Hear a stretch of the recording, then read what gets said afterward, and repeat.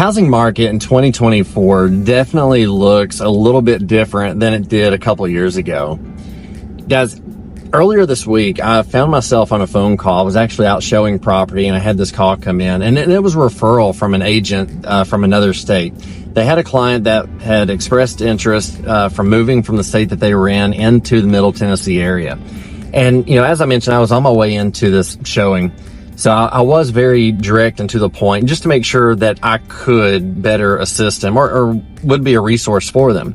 So naturally, I started asking the questions, is there a house that needs to be sold in the current state? Is it going to be a cash purchase? Have they already started the financing process? Where are they? And, I was just fishing for information just so I could make sure of how I best needed to guide them. And during the conversation, after I let this individual know how my process works and the steps that we follow and all of this, they responded and said, I don't know that you are going to be the best fit for these clients. Guys, the conversation shifted, and it's not that I care about, another agent being best suited, because that's why I do ask those questions. And, I do make it known my average client that I'm working with, as far as the buyers go, on average, we look at 3 houses and we are generally under contract. It's not that we only show them 3 houses. It's not that we are really only pushing those 3, because I'm a firm believer that houses sell themselves. I don't sell houses. I'm a real estate advisor, so my job is to help guide from point A to point B, but my job is not to sell you a house. You as a buyer will know when it's your house. And so anyway, we started this process, but it made me start thinking. Right now, especially with all the changes that are happening with NAR and everything that's coming down the pike here in the next few months, guys, agents, we've got to be having those conversations with their clients to better streamline your efficiency. And it's okay if you're not the best fit for a particular client. I turn away from deals all the time, whether it be a personality conflict on my side, whether it just be that I'm not the best professional in the field to help them with a certain area or a certain type of property. I would love to say that I could help with anything and everything, but simple fact is that's not the case. And so I do screen. But guys, with that being said, some of the things I really want to express to buyers, if you think back to 2021, 2022, back during the COVID housing boom, we were seeing offers that were coming in $50,000 to $100,000 plus above asking price. Sometimes it was $50,000 to $100,000 out of pocket above appraisal value. And that's how we got into those bidding wars. Well, the interest rates were low. People were flocking to Middle Tennessee area as a whole. And with that, it created this major bidding war. Well, basic economics tells us that whenever the interest rates come up, there's going to be fewer buyers in the market, which in theory should drive the prices down because it's more of a buyer's market at that point. Unfortunately, here in Middle Tennessee, that is not the case.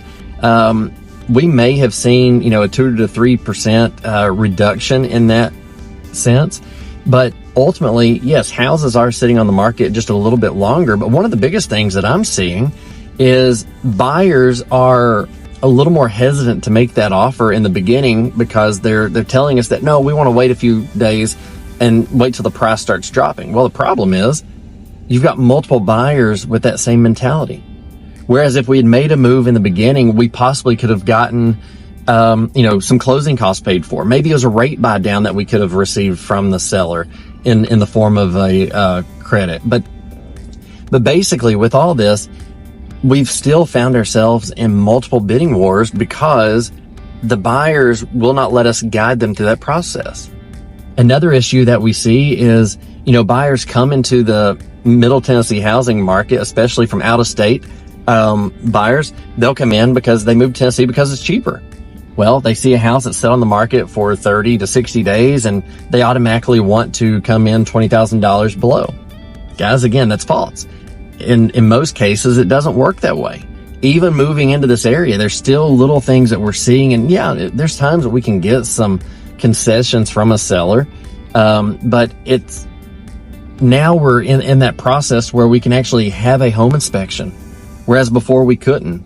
You're buying the house sight unseen as is, $400,000 above value. And, so basically those are some changes that we're seeing. So guys, when you start that home buying process, the very first tip that I can give you is, first and foremost, seek out the real estate advisor that you want to work with. Real estate's not like buying a car. You don't just pull onto one car lot and the salesman comes out and helps you. You go to the next car lot, you get another salesman. Real estate is more of a commitment. It's a longer commitment. And so once you make that commitment to that real estate advisor that you know, like, and trust, stay with them, because you can find yourself in a legal issue that you never intended for. But number one, find that real estate advisor. Once you find that real estate advisor, you need to ask yourself, am I paying cash for this property, or do I need financial assistance? Guys, if you do need the financial assistance side, go ahead, seek out with that real estate advisor, with who their partners are, look for their local connections, and really dive in to what they say. Commit to them and what their process is. My personal process is we get you over to our lender, if needed. And basically we do the whole underwritten approval up front. Like, I personally do not show properties unless you are completely pre-approved and underwritten. And there is a difference between a pre-approval and a pre-qualification. So, you've heard these horror stories from years past where people would get to the day of closing and the deal would fall apart because of financing. Well, part of that was people were shopping for a home, then starting the financing, process. And then at the last minute, they found out, oh, you can't buy the home. So go ahead and eliminate that. So go ahead, get that underwritten approval. And then, thirdly, once you get that underwritten approval, talk with your advisor. Make that game plan. It's not you versus them and all of this, guys. You're on the same team. And the more people you've got in your corner, the more support you have. Again, on my end, I don't care if you buy a house. I mean, if you do want to buy a house, I would love to help any way that I can. But again, I'm not the one making those payments. My job as a real estate advisor is not to sell you a home. My job as a real estate advisor is to help you through that process, to make that process as smooth as possible. And so with that being said, again, my average client, we look at 3 houses. We're generally under contract. Now, there's sometimes that we're not, but generally speaking, we are under contract. And then from that point on, how you construct that offer will make or break the deal. Me personally, I know if I'm writing an offer and we're having the inspections, I honestly like to have my inspections already scheduled before that offer ever gets into the hands of the other agent. That way it goes ahead and shows them that I am proactive. I'm already ready. I'm already buying this house. And I go ahead and create that. And that way they know that at the start of the next, couple of days, like, we're already done. We don't have to worry about spending 2, 3, 4 days scheduling all this stuff. So guys, hope this helps you, with your move to Tennessee. If you have any questions, I'll leave my phone number up above here. But again, the number is going to be 931-409-8985.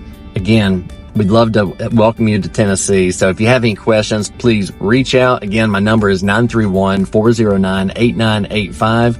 We'll see you on the next one.